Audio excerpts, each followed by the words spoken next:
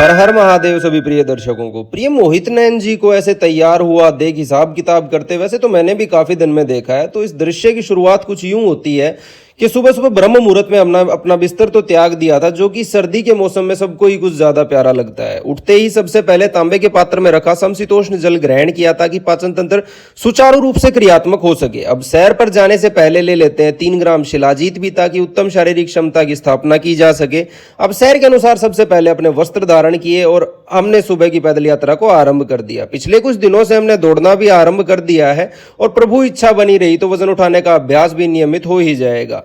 सुबह के समय की बेशकीमती खासियत यह है कि दिन भर जहां भीड़ भाड़ से व्याकुल रहने वाले रास्ते होते हैं, वहीं इस समय यह सन्नाटा पसरा रहता है, जो शायद मुझे तो अत्यंत मनमोहक लगता ही है। मानो कुछ देर के लिए ही सही हमें दुनियादारी से अलग होने का आभास हो जाता है। सैर को लगभग 10-12 हजार कदमों की रखते हैं, क्योंकि समय की थोड़ी सी अल्पता होती है। व्यायामशाला के खुलने का समय 5:30 बजे का है, अतः उससे पहले अपनी सैर पूरी कर लेते हैं और सीधा पहुंचते हैं वजन उठाने का अभ्यास करने।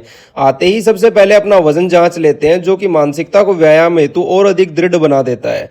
बहुत से लोगों का सवाल रहता है कि वजन कम कैसे हो, तो साफ सी बात है, जरूरत से यदि आप कम खा रहे हैं तो वजन प्रतिदिन आपका कम होता चला जाएगा। अब यहाँ हमारे पास बिल्कुल जरा सा ही समय होता है, अतः उसे वीडियो आदि बनाने पर व्यर्थ न करते हुए जल्दी ही अपना व्यायाम पूरा कर लेते हैं और निकल पड़ते हैं घर की तरफ, क्योंकि अस्पताल खोलने का समय हो चला था।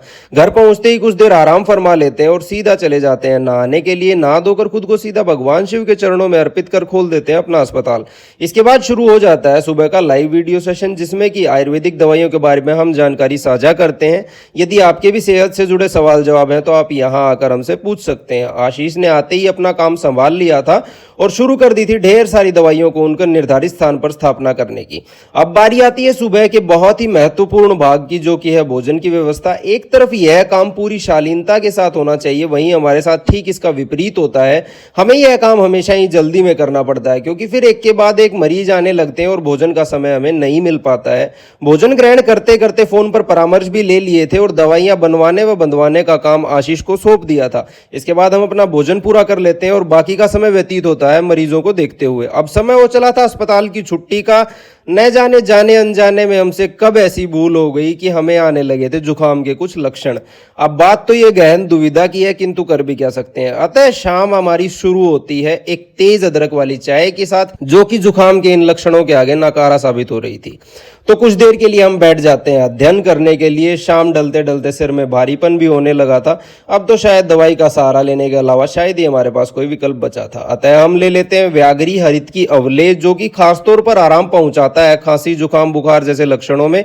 और हाँ, यदि आपको नजले आदि की समस्या भी लंबे समय से परेशान कर रही है तो आप 1-1 चम्मच इसका सेवन कर सकते हैं।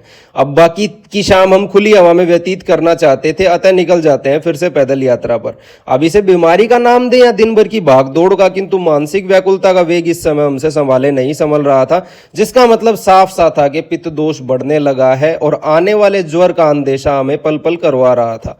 अब ये तो जैसे हर बार की ही बात हो, जब भी हम व्यायाम आदि को नियमित करने का विचार अपने मन में लाते हैं, इस तरह का कोई ना कोई बहाना आकर हमारे जीवन में इस दृढ़ निश्चयों के बारे में हमें बुला देता है। खैर कोई बात नहीं, शायद यही जीवन रूपी चक्र है। अब ये सब विचार मन में थे कि तभी हमारी प्यारी बहन का फोन आ जाता है और बाकी की शाम उनके साथ व्यतीत करने के लिए पहुंच जाते हैं सीधा उनके घर, जहां वो लोग तो अपने काम में अत्यधिक व्यस्त लग रहे थे। वहीं प्यारे पूची को तो आप सब जानते हैं, उसकी शैतानियत से कभी उसका मन नहीं भरता है। ज्यादा समय इनका न लेते हुए हम थोड़ी देर पूची के साथ खेल लेते हैं और निकल पड़ते हैं अपने घर की तरफ वापस। रात काफी हो चली थी और शायद हल्का सा ज्वर का वेग भी हमें आ चुका था। अतः यहीं समाप्त करते हैं आज की छोटी सी कहानी को। आप सभी को मेरी तरफ से रात की राम राम।